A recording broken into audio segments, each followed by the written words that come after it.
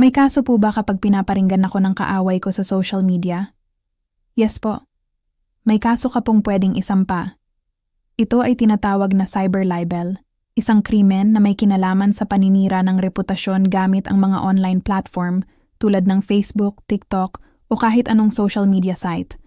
So kung biktima ka ng ganitong paninira, makinig ka ng mabuti dahil may laban ka. Para mapatunayan na may cyber libel, kailangan mong ipakita ang 4 na elemento. Unang-una, defamation.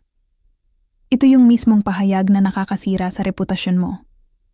Halimbawa, pinaratangan kang magnanakaw, malandi, o sinungaling ng walang anumang pruweba. Basta't kasinungalingan ito at nagbibigay ng masamang imahe sa'yo, pasok na yan sa defamation. Pangalawa, malice. Ibig sabihin, may masamang intensyon o layunin yung nag-post. Hindi lang siya basta nagkamali, sinadya niya talagang sirain ka. Kitang-kita sa post na gusto kanyang saktan, pahiyain, o ipahamak. Kung halimbawa, alam niyang hindi totoo ang sinasabi niya, pero pinakalat pa rin niya para lang magdulot ng gulo sa buhay mo, yan ang malice. Pangatlo, publication.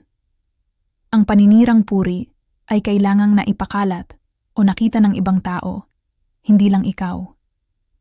Sa social media, sobrang dali nito. Isang public post lang sa Facebook, isang tweet, o kahit isang TikTok video na nakita ng kahit isang tao maliban sa inyong dalawa ay considered na publication na. Kahit pa konti lang ang nakakita o nag-react, basta't na-publish ito online, pasok pa rin yan.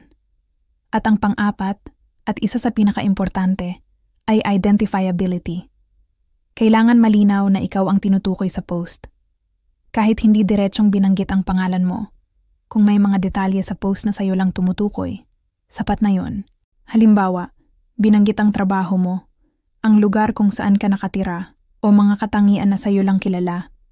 At dahil doon, nalaman ng ibang tao na ikaw yun. Pero paano kung wala ang identifiability? Dito nagkakatalo. Kahit may paninira at may masamang intensyon, kung hindi naman malinaw na ikaw ang tinutukoy, mahihirapan kang magsampa ng kaso. Halimbawa, nag-post siya ng may kakilala akong tamad. Kung ganyan lang ka-general ang sinabi niya, mahirap patunayan na ikaw yun. Kaya yung pagiging specific sa pagtukoy sa'yo ay napakahalaga. Kaya kung ikaw ay biktima ng parinig sa social media, i-check mo kung pasok ba sa 4 na elements na to. Kung oo, may basehan ka para magsampa ng kaso. Huwag kang matakot. Salamat sa panonood. Follow for more legal tips.